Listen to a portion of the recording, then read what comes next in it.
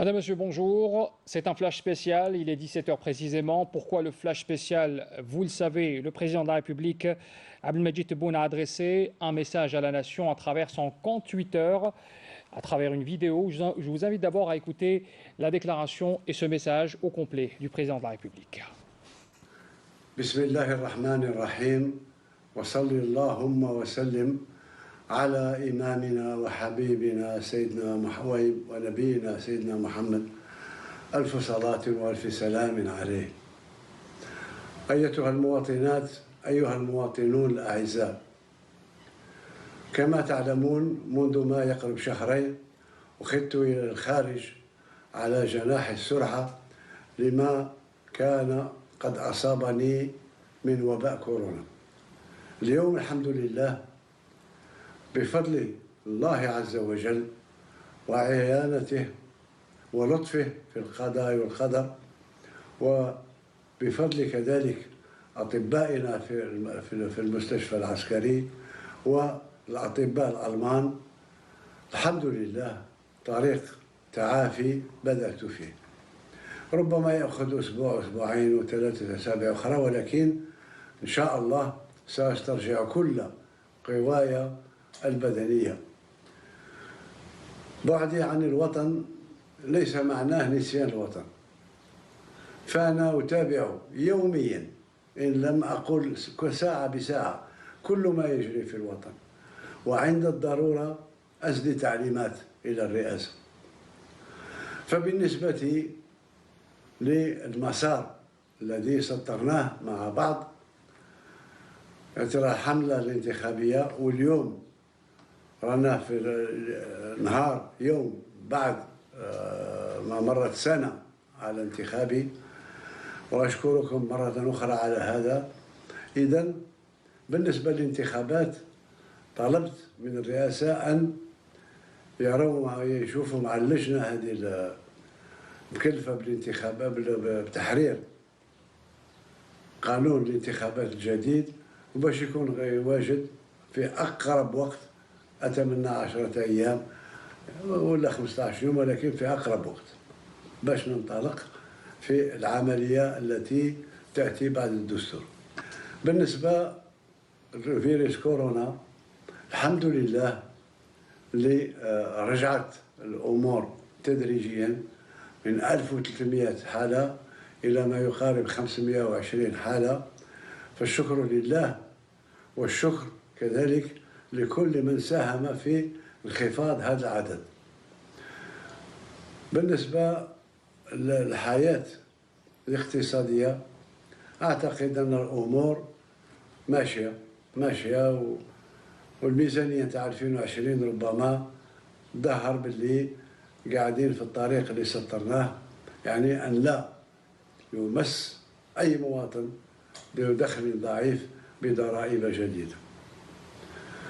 بالنسبة للأوضاع السياسية في المنطقة، فالجزائر قوية وأقوى من كل ما يظنه البعض. ما يجري حاليا كنا ننتظر فيه، ولكن الجزائر ما تزعزعش. ولا ناخذ مرة أخرى مقولة أو قول ولي الله الصالح سيد عبد الرحمن الثعالبي: إن الجزائر في أحوالها عجب ولا يدوم فيها للناس مكروه، ما حل بها عسر أو ضاق متسع إلا ويسر من الله يتلوه.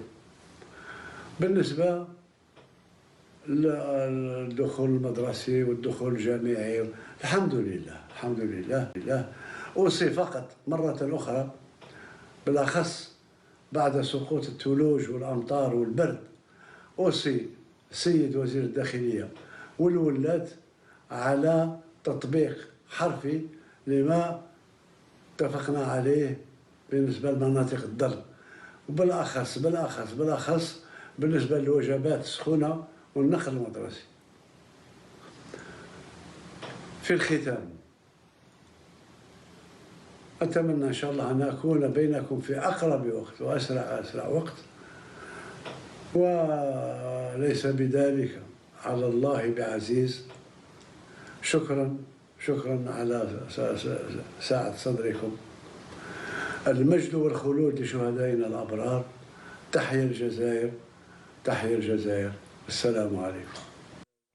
Voilà donc l'intervention du président de la République. Je le rappelle, il est intervenu tout à l'heure, il y a quelques heures, sur son compte Twitter à travers 3 vidéos sur lesquelles il est revenu d'abord sur la guérison, sa guérison, après avoir été contaminé par le virus de la Covid-19, ce qu'il avait donc contraint à subir un protocole sanitaire.